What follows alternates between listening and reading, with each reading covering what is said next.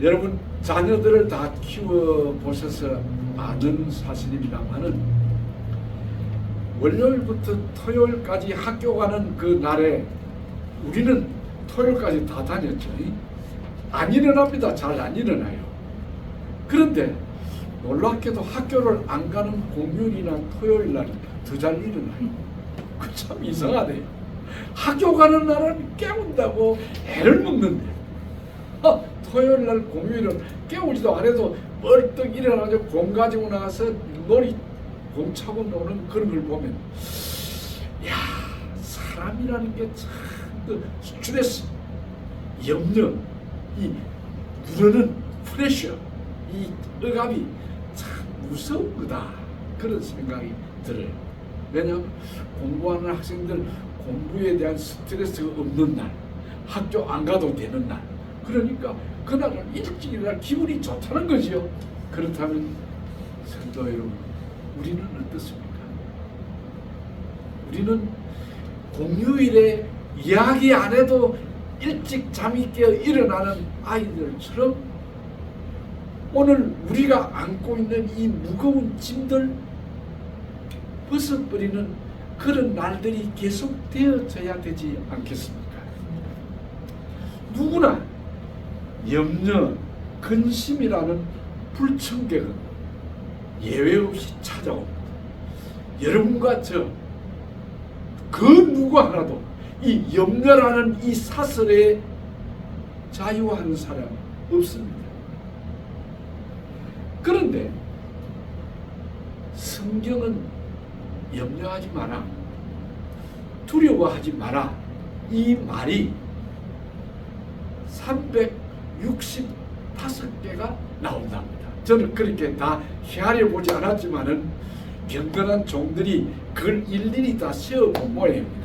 두려워하지 마라, 염려하지 마라는 말이 365구절이 성경 안에 있다는 겁니다. 참 그것이 주는 의미가 또한 크지요. 1년 365일 하루도 염려하지 말라는 거죠. 예. 하루라도 두려워하지 말고 살라는 말이죠. 우리는 이 본문에도, 오늘 읽은 이 본문 마태복음 6장에도 염려하지 말라는 말이 무려 6번이다. 예. 그래서 오늘 저는 여러분에게 왜 염려하십니까? 왜 우리가 염려하는가에 대해서 한번 살펴보도록 하겠습니다. 병원에 가면 입원해 있을 때 의사들이 와가지고 물어요, 저한테. 당신이 아픈 그 통증의 그 레벨이 1에서 10까지라고 하면 그 가운데 당신의 그 아픈 통증의 레벨이 숫자 어디에 해당하느냐 물어요. 그러면 제가 많이 아프면은 뭐 8, 9 이렇게 이야기하면 별로 그렇게 아프지 않으면은 2, 3 그렇다고 이야기하지 않습니까?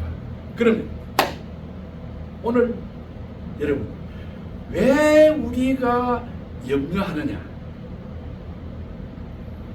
하나님이 우리하고 멀어져 있기 때문에 염려하고 근심하는 것입니다. 그러니까 염려의 원인은 하나님과 나의 거리의 관계입니다. 얼마나 가까이 있느냐? 하나님과 내가 멀어진 소원한 관계에 있느냐는 거예요. 여러분, 그 의사가 환자에게 물어보는 그 1에서 10까지의 그 가운데 숫자 중에 여러분은 하나님과의 거리가 어디쯤 됩니까? 10이 되면 하나님과 아주 가까운 거리고 1이면 2면 이건 분명히 문제가 있는 삶입니다. 하나님과 내가 가깝느냐 머느냐, 밀접하느냐 소원해 있느냐, 이것만 여러분이 해결을 하고 자신을 체크해서 아, 내가 하나님과 멀어져 있구나, 내가 하나님과 가까이 해야 되겠지 라고 하는 다짐만 새로 한다고 하면 여러분은 염려가 감사로 바뀌어질 것입니다. 염려의 반대는 기쁨입니다. 염려하는 마음의 반대말은 내 마음속에 솟아오르는 기쁨입니다. 신자의 마음이 하나님을 떠나 물질 세계로 향할 때 생기는 것이 염려입니다. 그리고 더 중요한 사실은 신자의 마음이 세상을 향하면 염려가 되고 하나님을 향하면 그 염려가 기도가 되는 것입니다.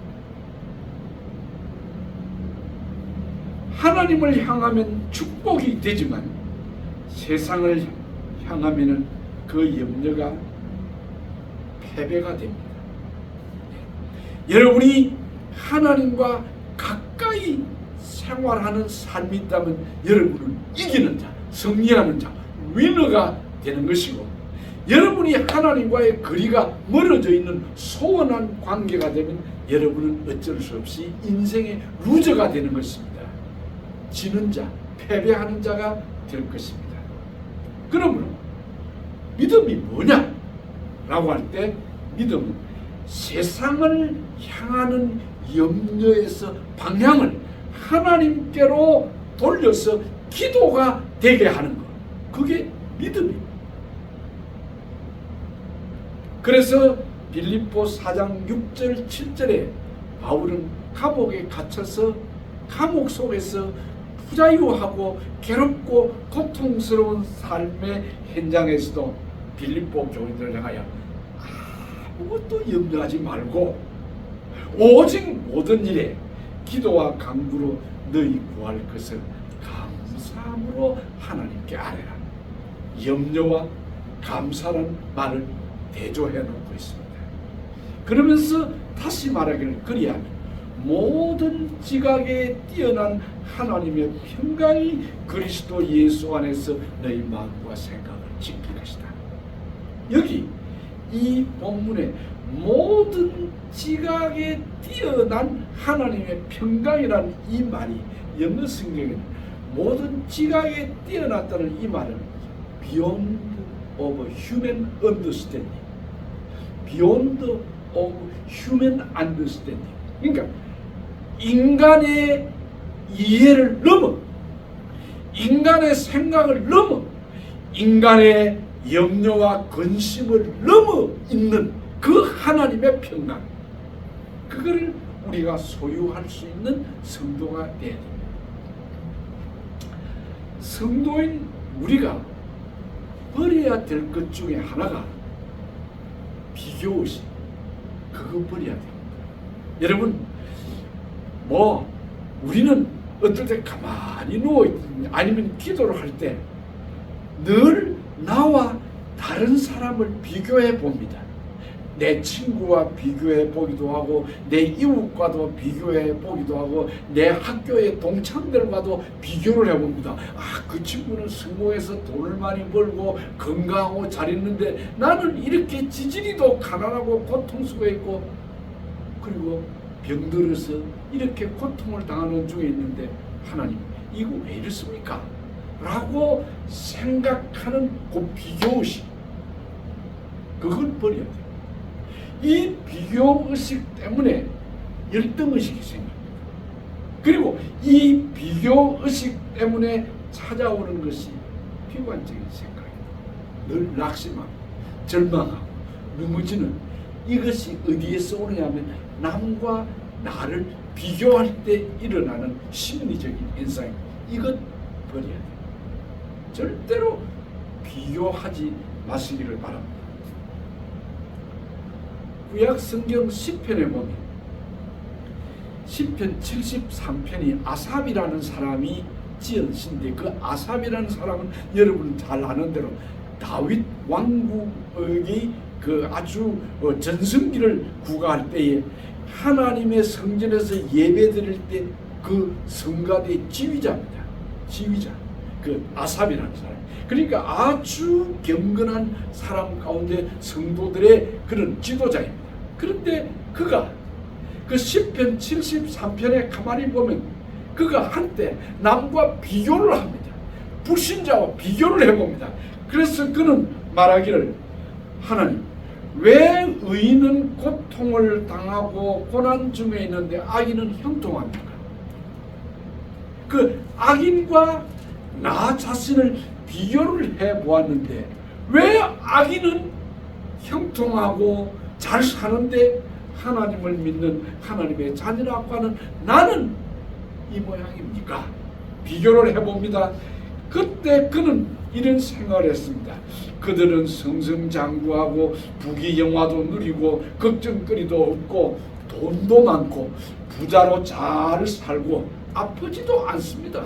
하나님, 그런데 심지어는 그들은 죽을 때에도 고통 없이 죽습니다.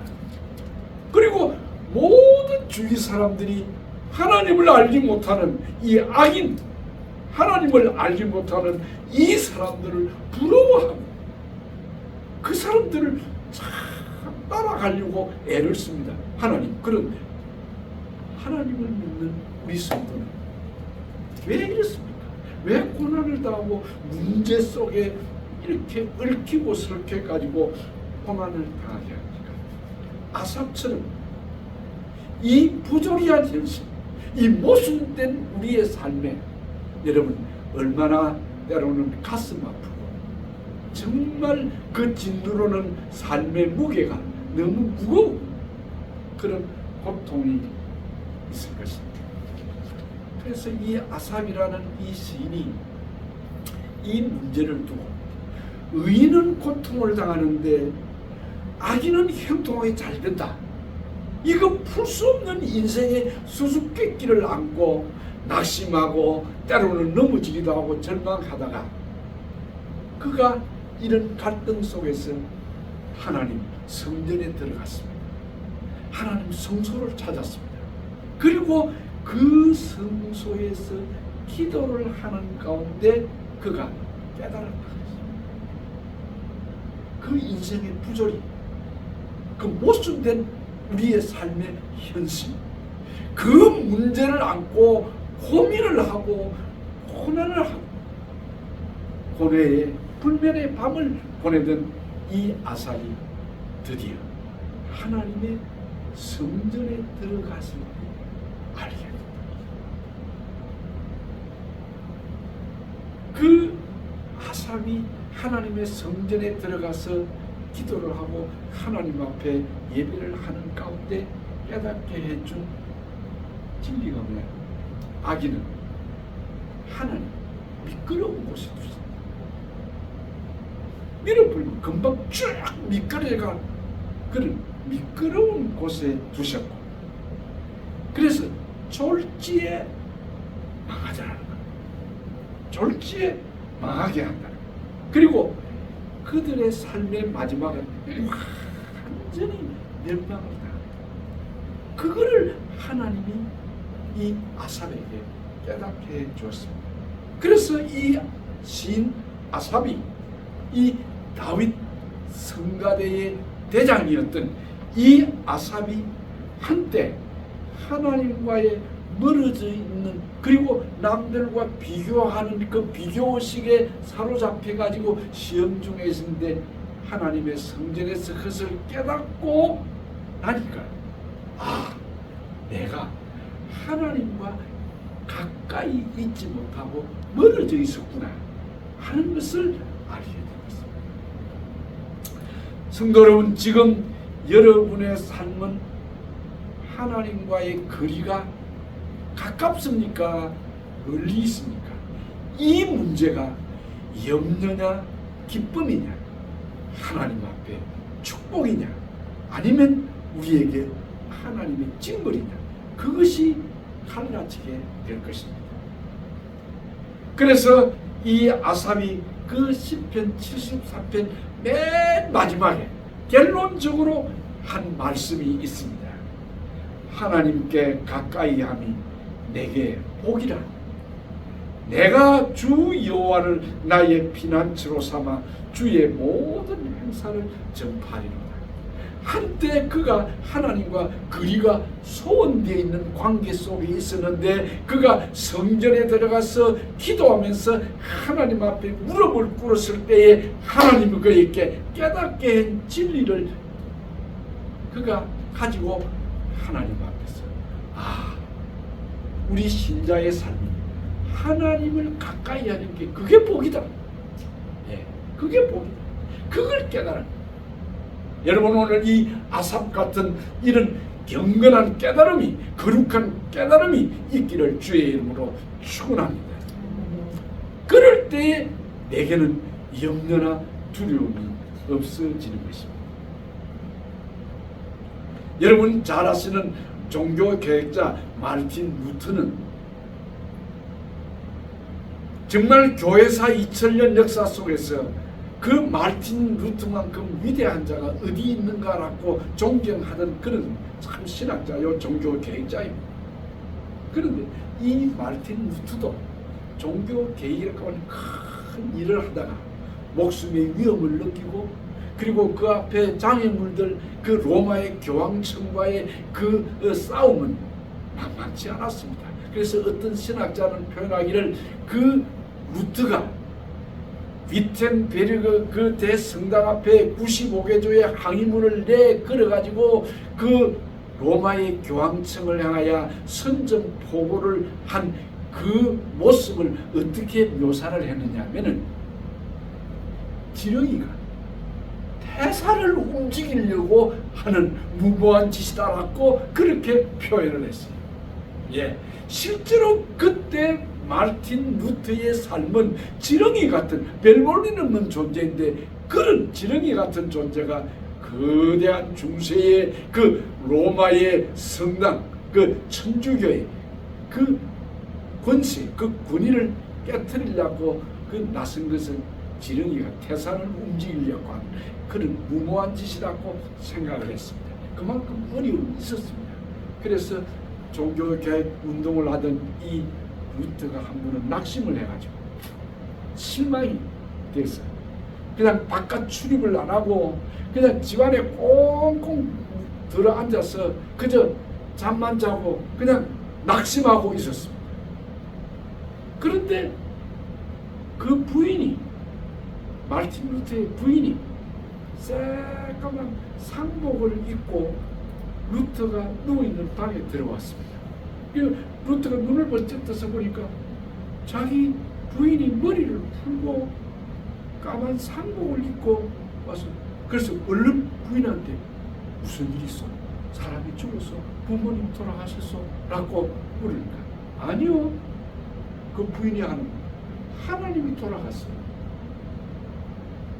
하나님이 돌아가서 내가 이 검은 상복을 입고 있는 거예요. 그러니까 루터가 일어나가지고 경건하지 못하게 어떻게 하나님을 죽었다고 그렇게 말해요. 하나님이 죽을 수 있는 하나님이요. 그러니까 그 부인이 정색을 하고 남편인 루터를 향하여 여보 당신이 하나님이 죽지 않았으면 왜 그렇게 실망을 하고 왜 방구석에 처박혀 있어? 왜 낙심하여? 그 순간 루터가 지정신이 돌아왔어. 내 와이프가 나보다 현명하다. 어떻게 하나님이 죽을 수 있냐? 돌아갈 수 있냐? 우리가 믿는 하나님, 루터가 믿었던 하나님, 하나님은 전능하신 하나님, 우리를 보고 두려워하지 말라고 하신 하나님, 염려하지 말라고 하신 그 하나님인데 얼마나 그 루터의 부인이 지혜로운지. 그래서 다시 정신을 차리고 일어서서 마르틴 루터가 종교 개혁을 이렇게 완성을 살아요. 여러분, 왜 여러분은 염려하고 근심하십니까? 하나님과의 거리 관계라고 말했습니다. 여러분 자신을 꼭 체크해 보시기 바랍니다. 두 번째로 그러면 왜 염려하느냐? 그 이유가 뭐냐? 왜 염려를 하느냐? 다른 말로 하면 염려를 하는 사람과 염려를 하지 않는 사람의 차이가 무엇일까요? 왜 어떤 사람은 염려를 하는데 왜 어떤 사람은 아무것도 없으면서도 염려하지 않고 있느냐? 기뻐하느냐? 그 차이가 무엇일까요? 내 근심과 걱정, 염려를 맡길 사람이 있느냐 없느냐 하는 그것입니다. 여러분은 여러분의 염려를, 여러분의 두려움을 맡길 분이 있습니까? 그렇다면 염려하지 마십시오. 그러나 여러분에게 여러분의 염려와 근심을 맡길 사람이 없다면 여러분은 패배자입니다. 여러분은 인생의 루저입니다. 바로 염려, 근심과 하는 사람과 안 하는 사람의 차이는 내 근심과 근심을 맡길 사람이 있느냐 없느냐 그 문제입니다. 여러분 그 한국에 있을 때 그 목욕탕에 가면은 이렇게 그 앞에다 팻말을 이렇게 안내문을 써 붙여놓은 게 있습니다.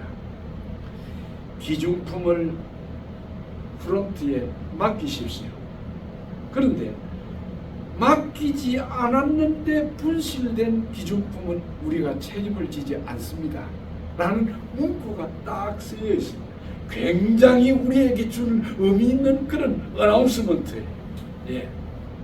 기중품이 있거든 반드시 맡기세요. 그러나 잃어버린 기중품은 맡기지 않았다고 하면 우리가 책임을 지지 않습니다. 라고 주인이 알려주는 겁니다. 들어오는 사람들에게. 여러분 우리한테 한번 적용해 봅시다. 여러분 하나님께 맡겼습니까? 하나님이 그건 맡긴 것은 책임져 줍니다. 그러나 여러분이 맡기지 않았다면 하나님 I don't know. Don't care. 하나님은 책임지지 않습니다. 여러분은 어떤 사람입니까? 맡길 사람이 있습니까?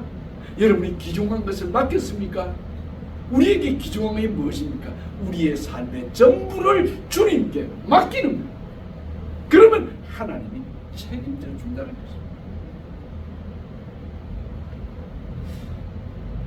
혹 여러분은 하나님을 아버지라고 믿지 않고 삼촌쯤이라고 생각하십니까? 아버지하고 삼촌은 좀 차이가 나지 않습니까? 많은 사람들은 오늘 우리는 사도신경을 예배를 드리면서 고백을 신앙을 고백했습니다. 전능하사 천지를 만드신 하나님 아버지를 내가 믿사오니 여러분이 여러분의 염려와 근심을 하나님께 맡기면 우리의 아버지 되신 하나님 삼촌 정도가 아니고 우리의 아버지 되신 하나님 책임져 준다. 책임져. 이것을 우리는 오늘도 예배를 드리면서 고백을 했습니다. 우리가 믿는 하나님은 어떤 하나님입니까? 전능한 하나님이라 그랬습니다. God Almighty.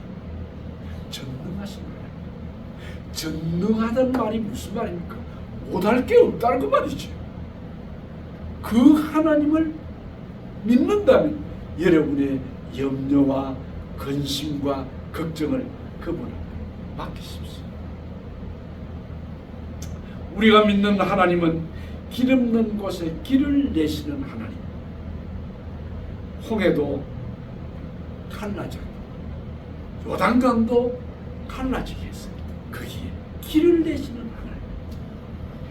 먹을 것이 없는 광야 40년의 그 흑불판 황무지에서 사는 하나님의 자녀들에게 하나님이 만나도 내려주시고 메추라기도 내려주셔서 먹게 하시던 그 하나님.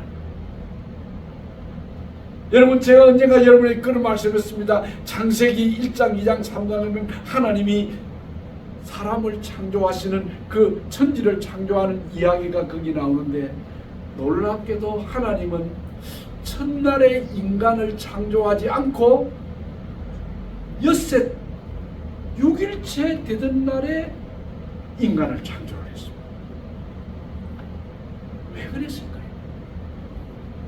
하나님은 인간을 창조하기 전에, 인간을 만들기 전에 이 세상에 모든 것을 부족함 없도록 만들어 놓으신 다음에 인간을 만들어 가지고 그 모든 것을 누리고 살 수 있다, 번성할 수 있다, 조금도 부족하거나 모자란 것이 없도록 하나님께서 첫째 날부터 다섯째 날까지 만들어 놓고 완벽한 에덴 동산을 하나님이 만들어 놓고 인간을 만들었습니다.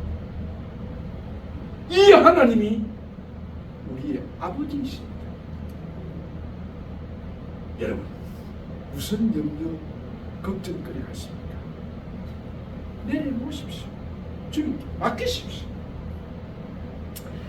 하나님은 불기둥과 구름기둥으로 이스라엘 백성을 인도를 했을 뿐만 아니라 100세의 아브라함, 90세의 그 사라를 통해서 아들을 주시던 하나님. 여러분, 100세에 90세에 아기를 놓는 사람이 어디에 있습니까? 요즘은 기네스북에 올라가는 사람들이 들어있다 그러대요.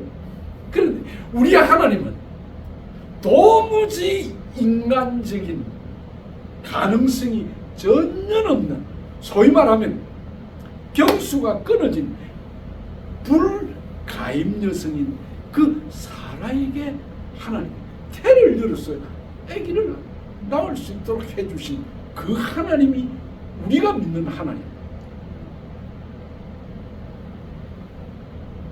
하나님은 우리에게 샬롬이라는 복을 주시는 하나님. 그래서 여러분 그 민수기에 보면 그 모세가 이스라엘 백성들과 축도할 때 그 하나님이 어떤 하나님으로 묘사된, 너희에게 평강 주시기를 원하노라 라고 말하시던 그 하나님. 베드로전서 5장 7절에 너희 염려를 다 주께 맡겨버리라. 이는 저가 너를 권고하심이니라. 근데 여기 너희 염려를 다 라는 이 말이 헬라어에는 그 원문의 뜻은 송두리째. 내 모든 것, 염려, 걱정 일부분은 내가 가지고 있고 일부분만 내한테 맡기라, 그렇게 말하지 않고 내가 가지고 있는 염려, 걱정 것을 송두리째 내한테 맡겨라. 그래서 그 말씀을 베드로는 너희 염려를 다 주께 맡겨버리라, 그렇게 이야기를 했습니다. 그 60년대 혹은 그 50년대에 한국에 오셨던 그 미국의 선교사님들, 그 선교사님들이 그 아주 고물차, 그 집차 같은 이런 그 차를 타고 이렇게 다니면서 선교를 했지 전도를 했지 않습니까? 그런데 어느 날 선교사가 이제 그 고물 집차를 이렇게 운전해 가는데 앞에 허리가 굽어진 할머니 한 분이 머리에 뭐를 이고 막 그렇게 가는 할머니가 계세요. 그래서 차를 세워가지고 그 할머니를 차에 태워가지고 실어다 줬습니다. 그런데 한참 운전해 가다가 백밀러를 통해서 뒤를 보니까 이 할머니가 머리에 짐을 이게 이고 간다고 말이에요. 그래서 차를 세우는 선교사님이 그 할머니한테, 할머니 그 머리에 이고 있는 짐 바닥에 내려놓으시라고. 그때 이 할머니가 하시는 말씀, 아이고 선생님, 차를 태워주시기만 해도 황송한데 어찌 내가 머리에 있는 이 짐까지 다 내려놓겠습니까? 라고 이야기하는데 참 웃지 못한 그런 이야기가 있었죠. 여러분은 어떻습니까? 여러분 하나님께 다 맡긴다고 하면서도 그래도 내려놓지를 못하고 아직도 지고 이고 있습니까? 주님은 우리에게 말씀했습니다. 무엇을 먹을까? 무엇을 입을까? 무엇을 마실까? 염려하지 마라. 그건 이방인들이 하는 것이고, 의복을 위해서 너희가 염려하느냐? 솔로몬이 입었던 그 화려한 궁중의 예식 옷보다도 저 들에 있는 들풀 하나가 더 아름답지 않느냐라고 하나님이 말씀을 한 것입니다. 그러므로 여러분, 다 송두리째 하나님께 맡기시기를 바랍니다. 저는 감히 여러분에게 말씀을 드립니다. 여러분, 넘어져도 예수 그리스도의 십자가 옆에 넘어지십시오. 여러분, 쓰러지더라도 기도하다가 쓰러지십시오. 그러면 주님이 다시 가까이 있는 여러분을 일으켜 세울 것입니다. 오늘 우리는 잠언 24장 16절에 의인은 7번 넘어지더라도 다시 일어나지만 악인은 재앙을 만나면 다 망한다 그랬습니다. 여러분, 넘어져도 예수님 앞에, 넘어져도 십자가 앞에, 넘어져도 교회에 와서 넘어지십시오. 그러면은 하나님이 붙들어 일으켜 주실 것입니다. 마지막으로 한 말씀만 드리고 마치겠습니다. 유한진이라는 유명한 한국의 시인이 있어요. 그 시인이 이런 시를 쓴데, 정말 제가 이 시를 읽고 소름이 끼친다 하면 그게 너무 과장된 표현인지 모르겠습니다만 정말 전율을 느낄 정도로, 이야, 시인이라는 것이 이렇게도 참 보는 인사이트가 있구나 라는데, 들꽃 언덕에서라는 시를 썼는데, 들꽃 언덕에서 알았다. 값비싼 화초는 사람이 키우고 값없는 들꽃은 하나님이 키우신다는 것을, 그래서 들꽃 향기는 하늘의 향기인 것을 나는 들꽃 언덕에서 알았다. 저는 이 시를 읽고 정말 몸에 전율을 느꼈습니다. 그렇다. 값비싼 화초는 부잣집의 그 창가에 다 고이고이 이렇게 모셔다 놓고 키우지만 들풀, 별 볼 일 없는 들풀은 하나님이 키우신다.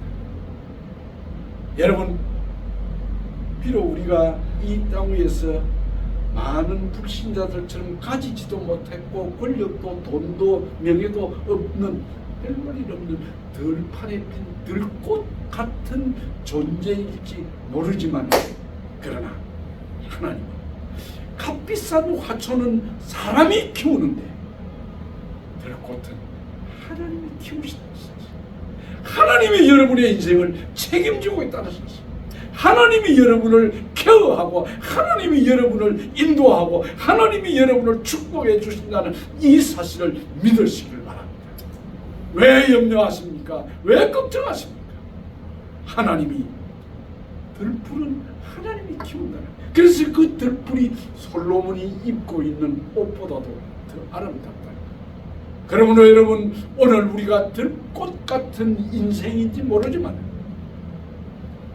하나님이 보실 땐 존귀한 하나님의 아들, 딸인 것을 믿으시길 바랍니다. 하나님 아버지, 우리에게 이 위대한 믿음의 깨달음을 주시고 우리를 들풀 같은 존재이지만은 하나님이 키워주셔서 오늘까지 이곳까지 오게 된 것 감사합니다. 여호와 이레가 되신 하나님, 임마누엘 되신 우리 하나님, 우리 아버지 되신 하나님을 믿습니다.